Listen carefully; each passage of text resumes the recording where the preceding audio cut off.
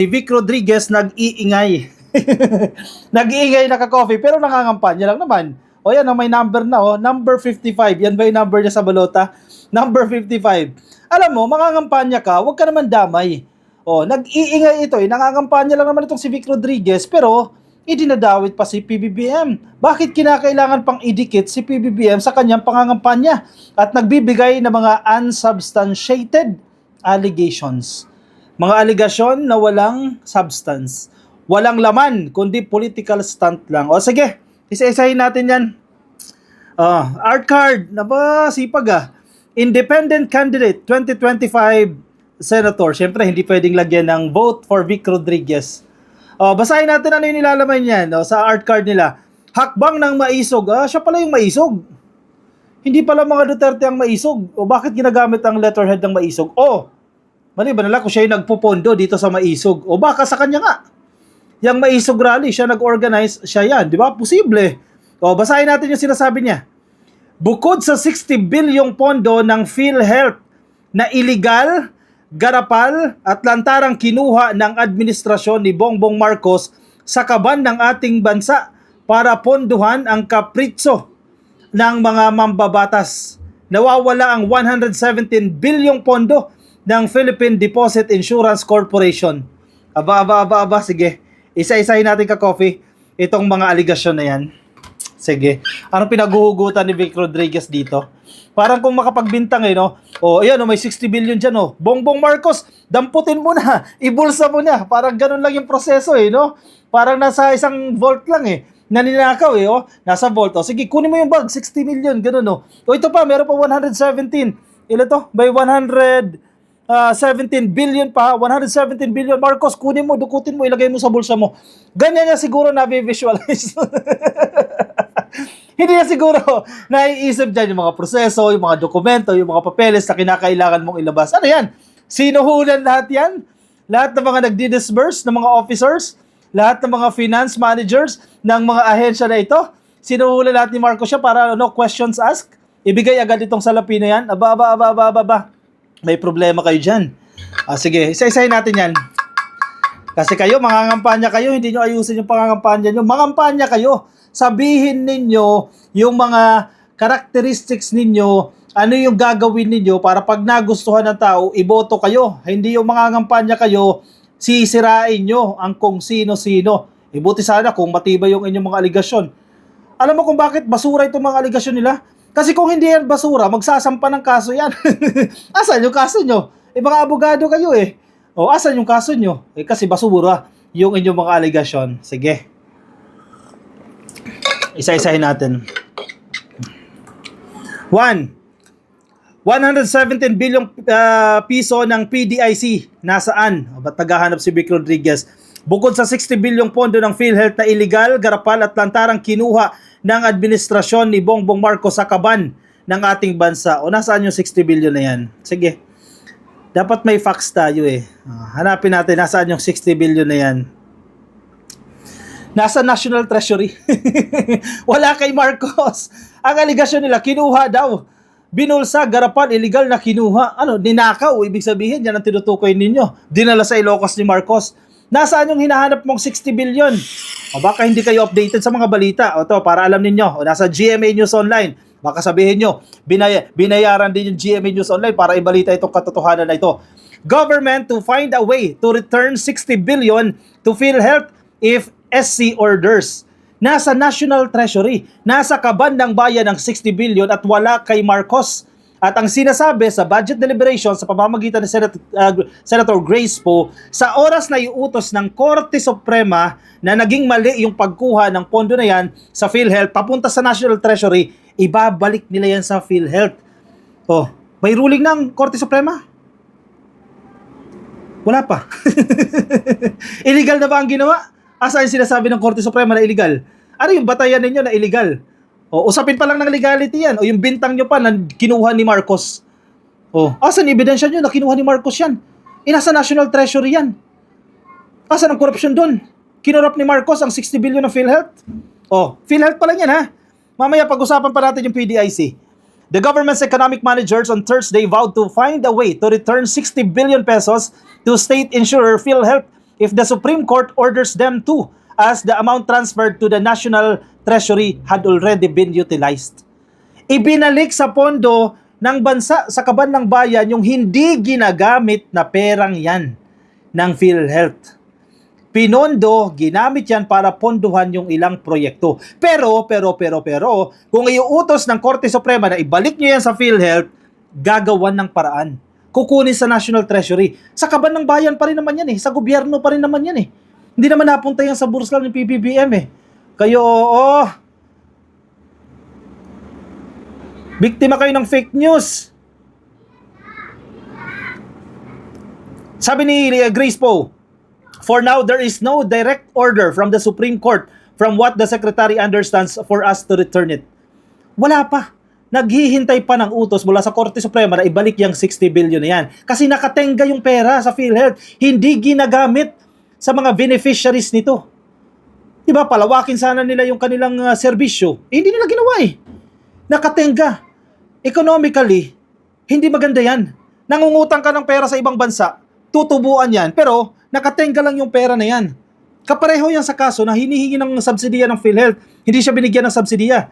Kasi nga, napakarami nilang pera. Mangungutang ka ba para ibigay doon sa taong hindi nangangailangan? Di para kang eng-eng yan. Nagtubo ka lang doon sa inutang. Diba na hindi nyo naiintindihan yan. Biktima kasi kayo dyan ng fake news.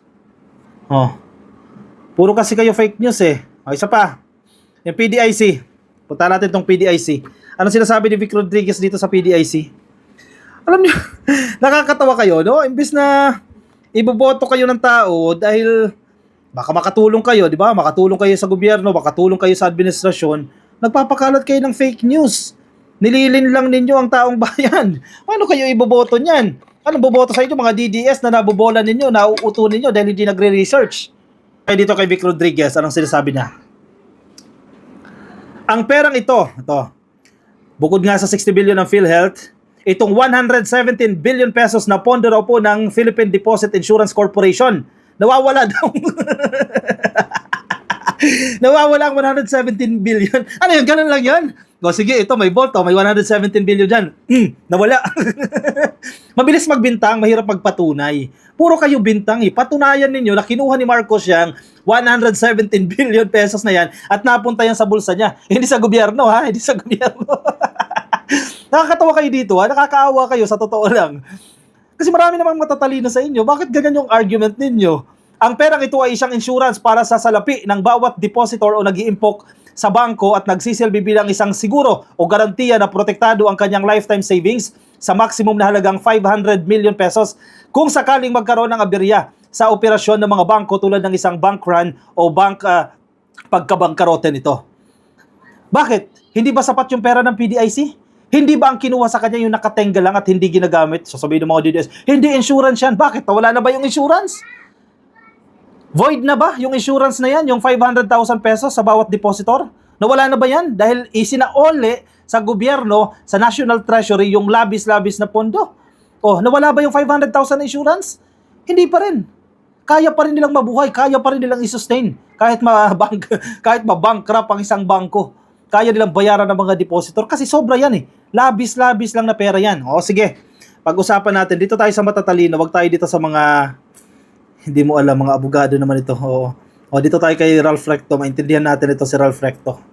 Ekonomista ito eh. Mas nag-iisip ito. Sige.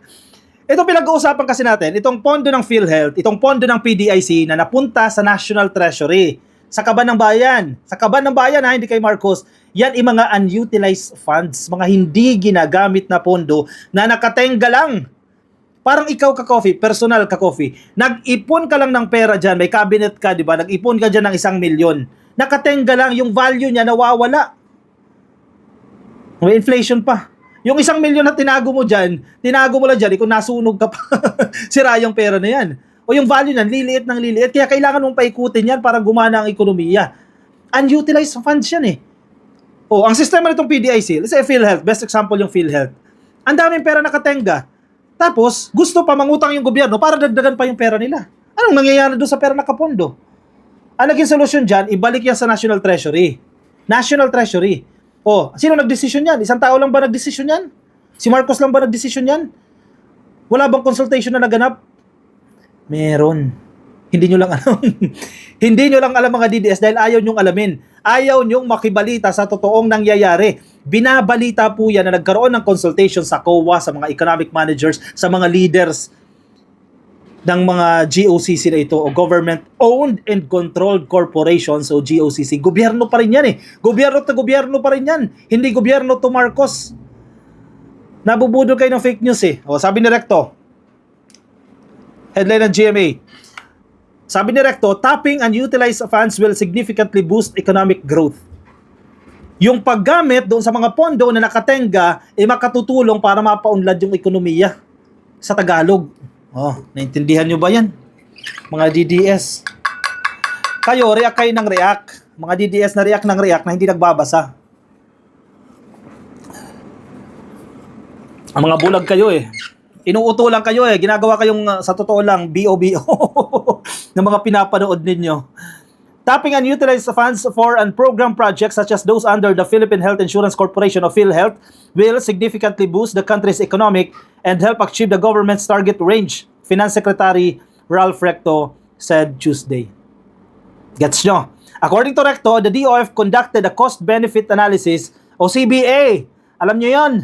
Cost-benefit analysis of using unutilized funds, and this showed that it would be better to tap such funds for key projects.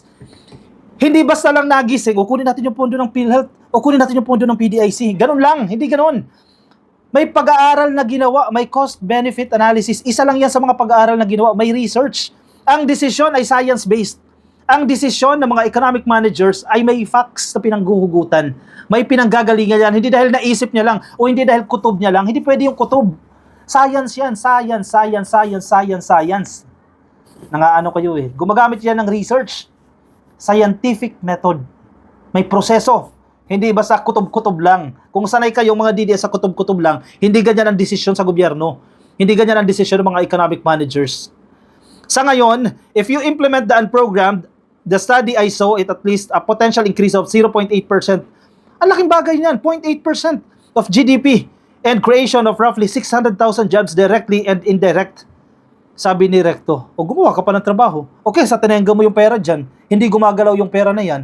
Imbes na pinakinabangan na yan, nagkaroon na ng trabaho dahil pinaikot mo yung pera na yan, o pinatulog mo lang. Yan ba gusto nyo? Vic Rodriguez, mga DDS, yan ba gusto nyo? Huwag gastusin yung pera. Itenga lang dyan, bulukin nyo yung pera dyan. Aba, hindi kayo mga ekonomista. Hindi kayo economic manager. Siguro kaya nandiyan kayo dahil ganyan yung isip nyo. Hindi ganyan ang isip ng mga negosyante, ng mga ekonomista. Trabaho nila yan eh. Kaya nga economic managers yan eh.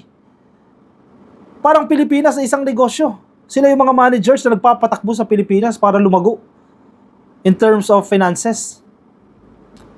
It is significant to achieve hopefully a 6.5 growth rate, he told reporters in an interview.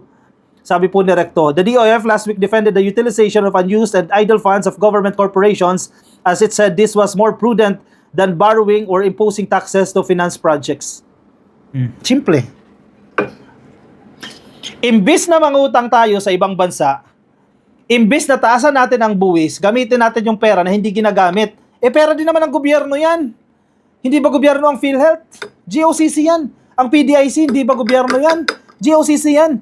Government-owned and controlled corporations. Sa gobyerno din yan. Kanino ba napunta yung pera? Kay Marcos ba? Hindi. Sa gobyerno din, sa National Treasury, na hindi nyo naiintindihan yan.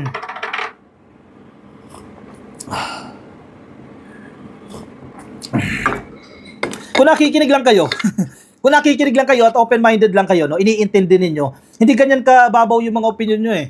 According to Recto, the DOF was acting on orders of Congress and it consulted the Governance Commission for GOCCs o GCG.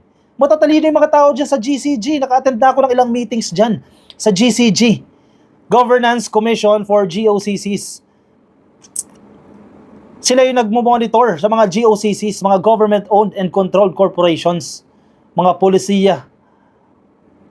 Tingin nyo mga eng-eng yan, bis papayag na lang yan, nang walang consultation. Nagkaroon din po ng consultation sa Office of the Government Corporate Council, so OGCC, o mga abogado din yan, and the Commission on Audit, COA, which all said such moves were in line with the law.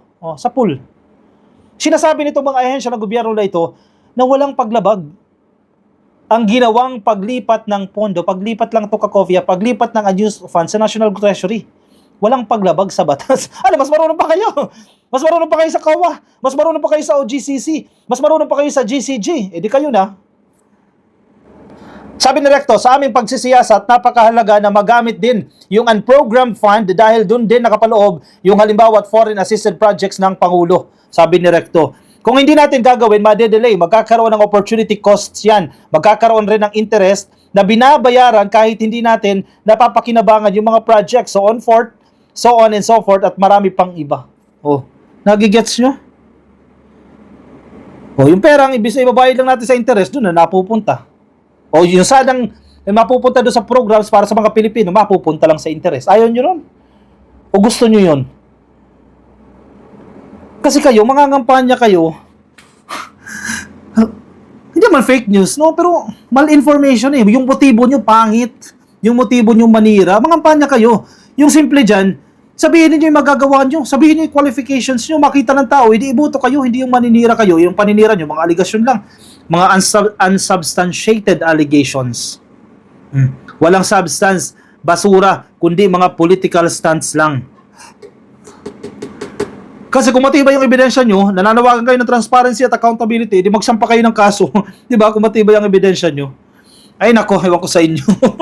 Kayo din naglolokohan. Pero kami hindi nyo maloloko. O siya, sige.